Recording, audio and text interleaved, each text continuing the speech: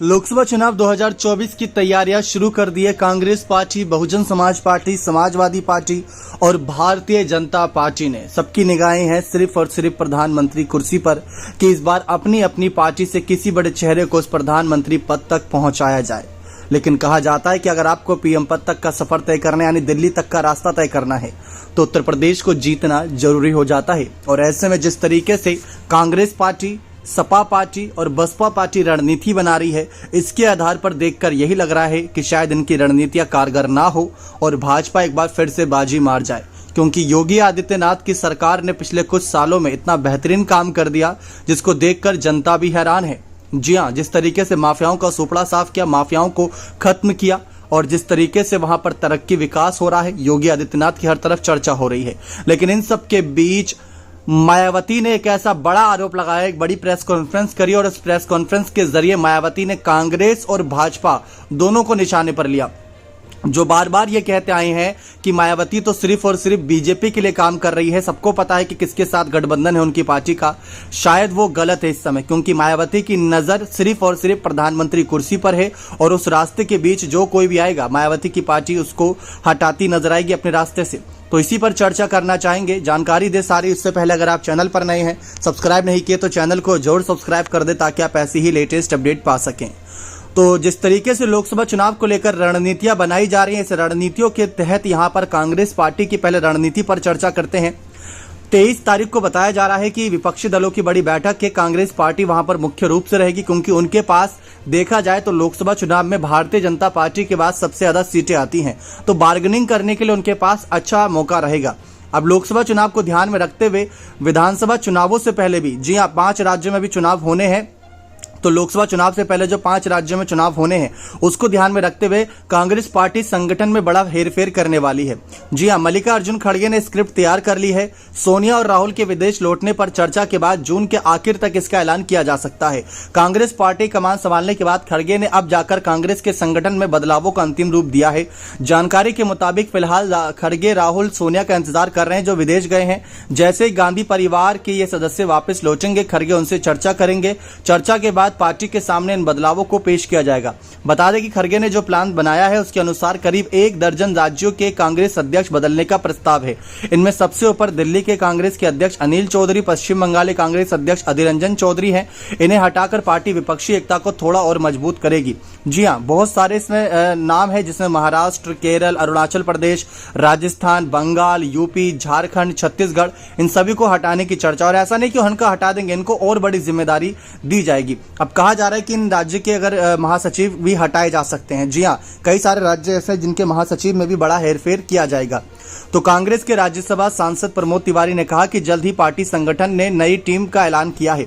ऐसे में तमाम राज्यों में काफी हेरफेर होने वाला है। इसके अलावा सबसे बड़ा सवाल कांग्रेस के संगठन के महासचिव केसी वेणुगोपाल को लेकर है, जिनके नवंबर में 5 साल पूरे हो रहे हैं। उनको बनाए रखने या फिर केरल कमान सौंपने का फैसला खड़गे सबसे आखिर में गांधी परिवार से चर्चा करके करेंगे। साथ ही यूथ कांग्रेस NSUI सेवा दल के भी नए मुखिया बनाए जाने को लेकर तमाम चर्चाएं हो रही हैं। तो इस तरीके से रणनीतियां बनाई जा रही हैं, लेकिन ये रणनीतियां अब कितनी कारगर साबित रहेंगी ये तो आने वाला वक्त ही बताएगा। खैर, ये तो बात रही कांग्रेस पार्टी की रणनीतियों की। अब आ जाते हैं बहुजन समाज पार्टी की तरफ। तो बहुजन समाज पार्टी की तरफ देखा जाए तो साल के अंत में 5 राज्यों में जहां विधानसभा चुनाव होने हैं, इसको लेकर यहां पर मायावती ने एक बड़ी बैठक करी। 23 जून को तो विपक्षी कहीं ना कहीं पार्टियों की पटना में बैठक होगी।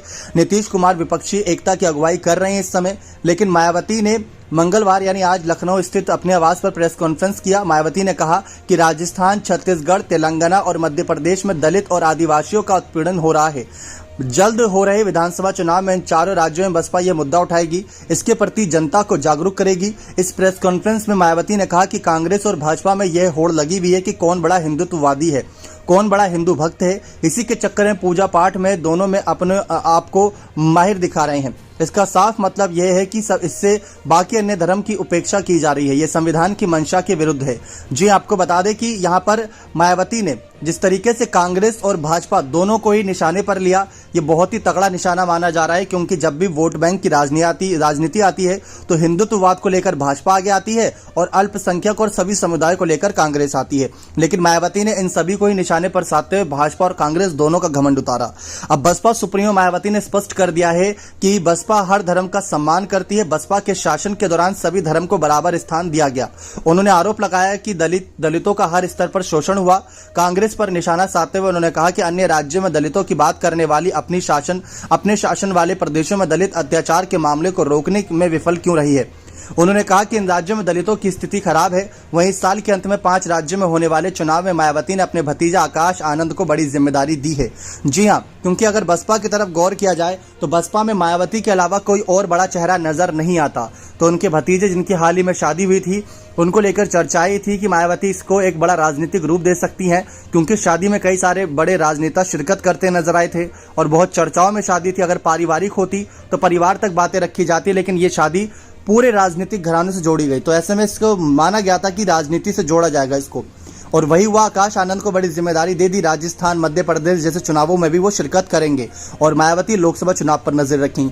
और ऐसे में जब बैठक हुई तो बैठक के बाद कई नेताओं ने ये बात कही कि जिस तरीके से भाजपा और कांग्रेस ने देश को लूटा है, अब उनको हटाने का वक्त आ चुका है, क्योंकि इन दोनों ने देश को बर्बाद कर दिया। इन दोनों ने जो भी काम किया वो जनता के खिलाफ किया। खासकर यहाँ पर दलित चेहरे हो गए, मुस्लिम अल्पसंख्यक आज देश में अपने आप को असहज महसूस कर रहे हैं। तो ऐसे में बीजेपी और कांग्रेस दोनों को हटाना होगा, तभी यहाँ पर भारत देश में शांति स्थापित होगी, वरना धर्म के नाम पर ये लड़ाते रहेंगे। तो इस तरीके से बातें कहते हुए मायावती के नेता ने साफ कर दिया कि हम चाहते हैं कि दिल्ली की जो पद है प्रधानमंत्री पद, उस पर प्रधानमंत्री पद के दावेदार के तौर पर इस बार मायावती सबसे बड़ा चेहरा रहे, ना सिर्फ चेहरा रहे बल्कि पद पर बैठती भी नजर आए। तो इस तरीके से रणनीति साफ कर दी गई है। अब इसी रणनीति के तहत मायावती के तमाम कार्यकर्ता इसी पर काम कर रहे हैं।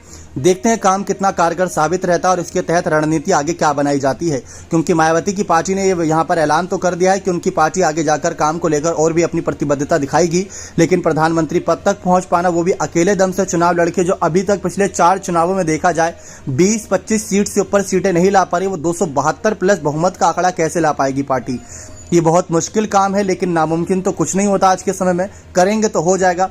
रही बात समाजवादी पार्टी की, तो वो तो शायद गठबंधन के सहारे ही नजर आए, या तो वो नीतीश के साथ जो दलों का गठबंधन हो रहा है उसके साथ जाएं, या ममता बनर्जी या केसीआर का जो तीसरा मोर्चा तैयार हो रहा है उसके साथ जाएं। वो तो अखिलेश यादव पर सब कुछ निर्भर करेगा। वैसे तो जहां तक लगता है कि ममता का समर्थन वो कर देंगे, क्योंकि वहां से काफी कुछ खबरें भी हाल ही में सामने आई थी। लेकिन कांग्रेस ने एक तरफ रणनीति बना ली है, दूसरी तरफ मायावती ने रणनीति बना ली है। भाजपा तो तैयार रहती ही है ऐसे चुनावी मौकों के लिए, क्योंकि इस बार मोदी के साथ योगी भी है, तो डबल इम्पैक्ट पड़ने वाला है। जो पिछली बार 303 सीटें जीती थी भारतीय जनता पार्टी अकेले दम से, इस बार कितनी सीटें जीतेगी, आपको क्या लगता है, अपनी राय कमेंट सेक्शन में जोड़ दीजिएगा। बाकी अपनी जानकारी यही बताइएगा कि क्या आप सचमुच मायावती को प्रधानमंत्री पद पर देखना चाहते हैं, या कांग्रेस में से राहुल, प्रियंका में से किसी एक चेहरे को। अपनी राय कमेंट सेक्शन में जोड़ रखिएगा। चैनल को अभी तक सब्सक्राइब नहीं किया तो चैनल को सब्सक्राइब कर बने रहें।